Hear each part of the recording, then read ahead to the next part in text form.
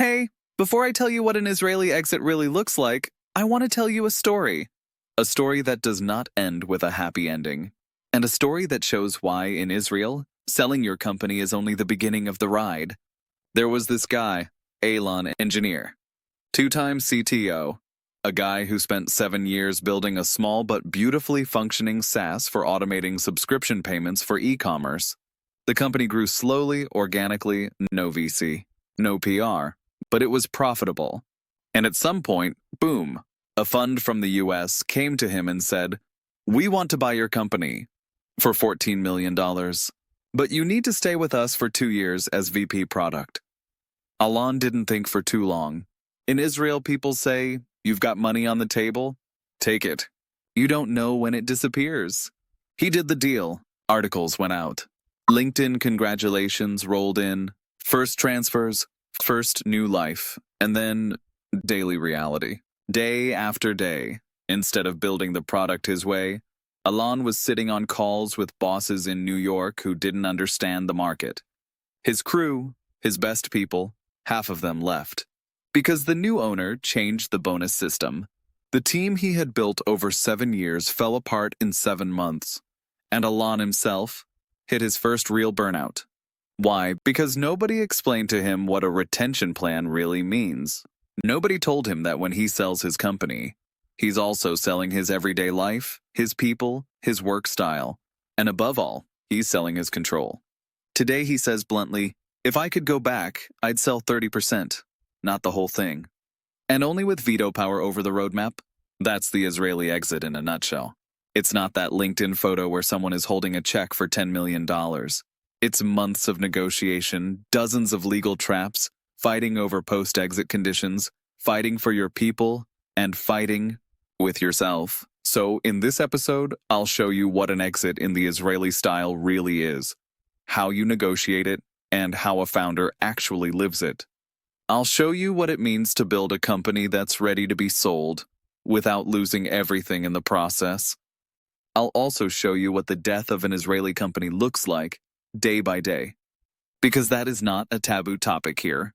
And finally, I'll show you how to build smarter, so that every next company is better than the last one. And at the end, I'll give you one more case study, the story of Lior, who did everything by the book.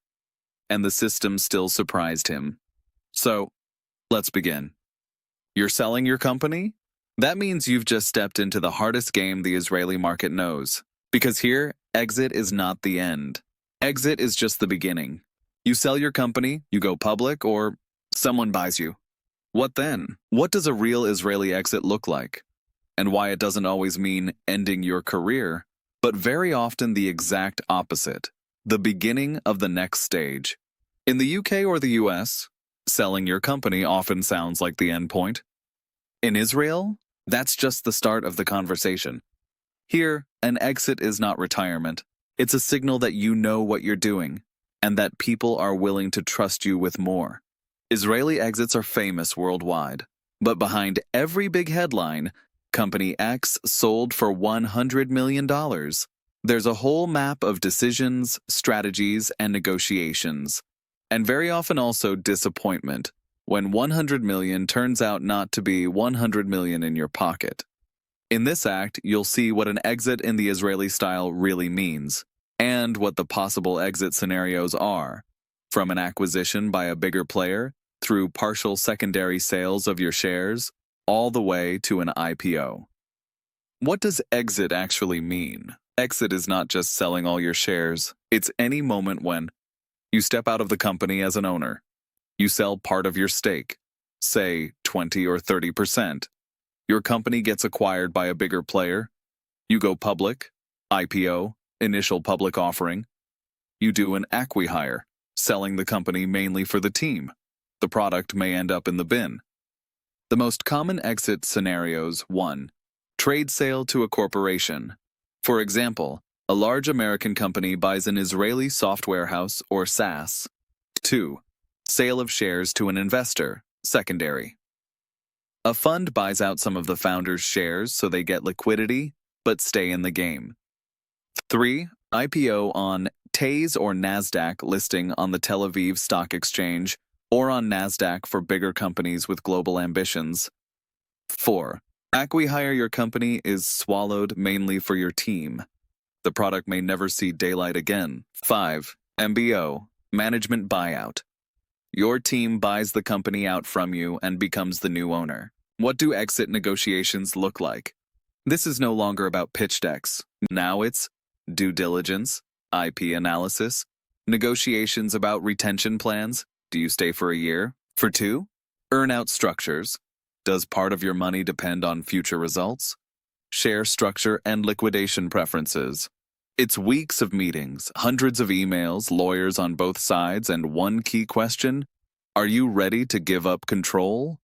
How much does a founder actually make on an exit? Not always what the headlines suggest. If you had several rounds and many investors, your stake may be heavily diluted. Example: company sells for $10 million.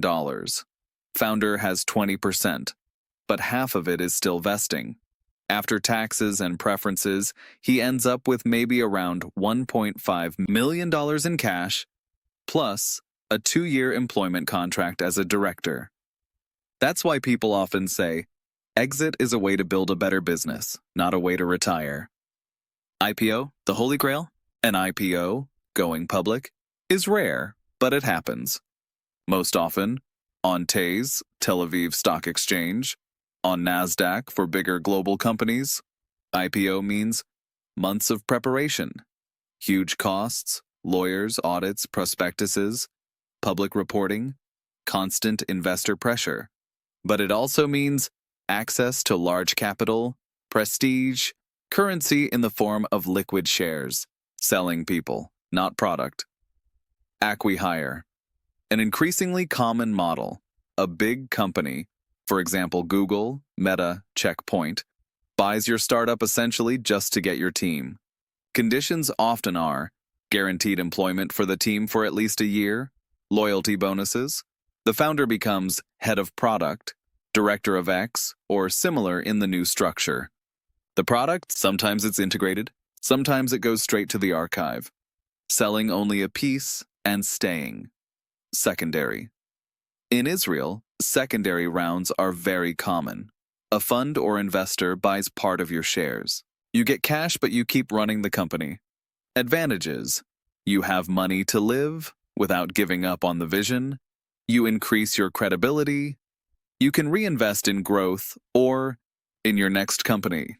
Biggest mistakes founders make at exit: not understanding their own cap table and dilution, not sorting out IP, no clear rights to code, trademarks, content, badly negotiated earn-out terms, emotional decisions instead of cold analysis, no lawyer with real M&A experience on your side. Not every story ends with millions. Some end in silence.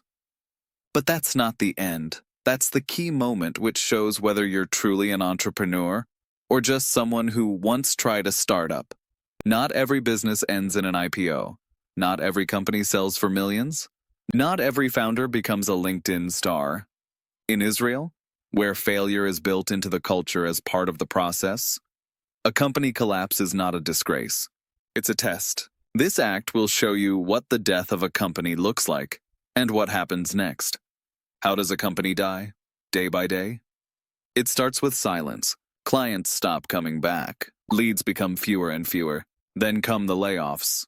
First contractors, then the first key employee. Money leaves the bank account faster than it comes in. Talks with investors don't end in a wire transfer, or don't end at all. Finally, the decision. We shut it down. Shutting down a company, how it works in Israel.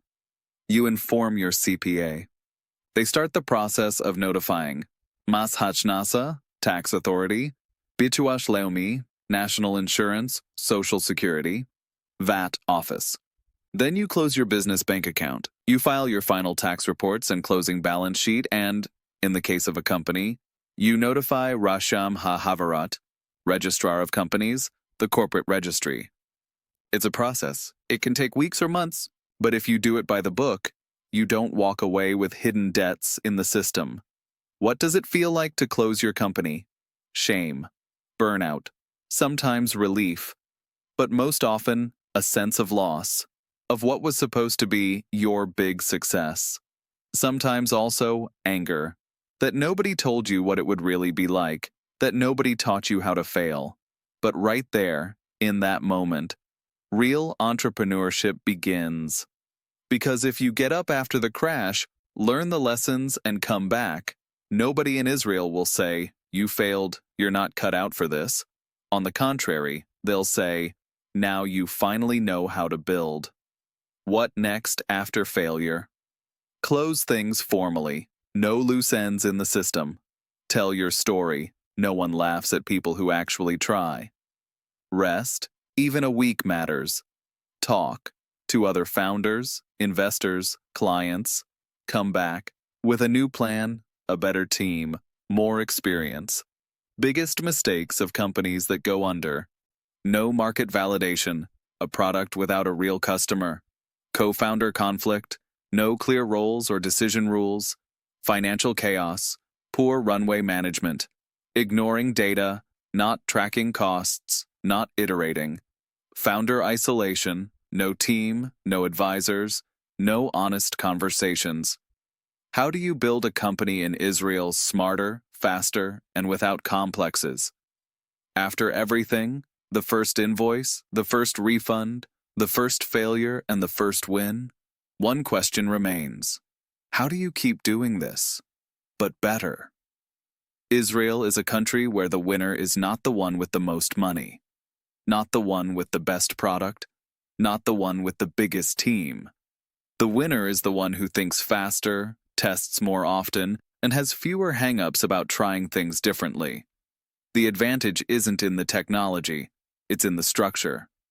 Israeli companies rarely have truly revolutionary tech, but they often have faster decision-making processes, a simpler ownership structure, a clear goal from day one. That's why they're so competitive. They don't take 3 weeks to decide. They don't have 10 equal co-founders. They know who they're building for and why. Israeli tricks that actually work. Tax optimization, for example, special statuses for preferred enterprises. Grants from the Innovation Authority, not just for deep tech, often also for services and tools. Simplified contractor hiring, lower employment cost and more flexibility. Selling abroad with 0% VAT on exports. Holding structures registered in the EU-US for easier expansion and investment. These aren't loopholes, they're part of the rules. Israelis simply read the manual and use all the functions. Who should you really build for? Not for everyone, and not for yourself. In Israel, the standard is small market, a specific group, one pain, one solution. A company that has 20 clients and 100% margin often means more than one with 1,000 users, none of whom pay. How do you make money without scaling to the moon? Product as a service. For example, access to a data dashboard, micro subscriptions, say 30 shekels a month, but 1,000 paying clients. Exporting services. You run social media for companies in the US or UK, sitting in Tel Aviv. Hybrid models, offline workshops plus an online tool. Scaling is a choice, not an obligation. Israelis say, first make it work, then make it big. How to build a company the Israeli way. Everyday rules. Act today. No 6-month planning cycles. Talk to clients every day. They are your real roadmap. Don't be afraid to say what you're doing. Even if it doesn't fully work yet, don't optimize for perfection. Optimize for effect. Look for people who will build with you, not just for you. What does it mean to win smart? It's not about cheating the system. It's about reducing risk while maximizing chances. Instead of investing $50,000, you test for $500. Instead of hiring 3 people, you start with a barter or part-time collaboration. Instead of waiting till the product is finished, you sell pre-access. The Israeli way is agility plus courage plus realism. In Israel, a company is not the goal. The company is a tool, and you're the one who needs to know how to use it.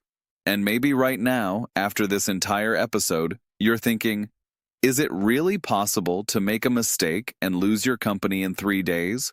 Or get $1 million offer in 3 days? These aren't theories. This is reality. To finish, let me give you one more story. Lior's story. Lior, 32 years old.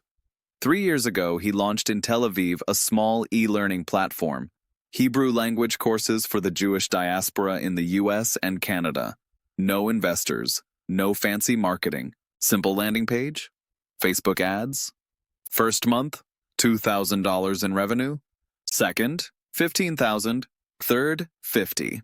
In the fourth month, a VC reached out, Lior, we want to buy 30% of your shares. In the fifth, an Israeli education fund offered him an acquihire, sell the whole thing, you'll be our head of product. And in the sixth, Maz Hachnasa, because Lior didn't yet have the right structure in place. He wasn't ready for an acquisition. He wasn't ready for such fast growth. In the end, he sold 30%. He got cash, but half of it went in taxes. He had to hire a CPA in emergency mode, do ex-post optimization, pay penalties for late filings. What does he say today? I could have had a clean $500,000. I've got $150,000 because I didn't know how the Israeli system works. But more importantly, today he has a second company. And this time he started differently, with a CPA from day one, with a simple structure, with exit readiness, before he even launched sales. And that's the mindset Israeli business teaches you. It's not about never losing. It's about making every loss an investment in your next win. Because here, in Tel Aviv, in Herzliya, in Beersheba, nobody will say, you crashed, then you're not cut out for this. They'll say, great, that means you're ready for the real game. And that was our story about how business in Israel is built and how it sometimes ends. If you want more content like this, more real stories from the Middle East, from a market that glossy brochures never truly describe, but which changes every day like a strategic game board, make sure you hit that like button and subscribe to the channel. Every sub, every like is a signal. Keep going. And in the next episodes, you'll see, among other things, what the backstage of the Israeli venture capital market looks like, who actually writes checks and who just likes talking about it. Why some of the biggest companies in Tel Aviv don't have open spaces but silence rooms. What makes Israeli founders some of the most valued on the global market today, even after their failures. So, hit subscribe, click like, and I'll see you in the next episode.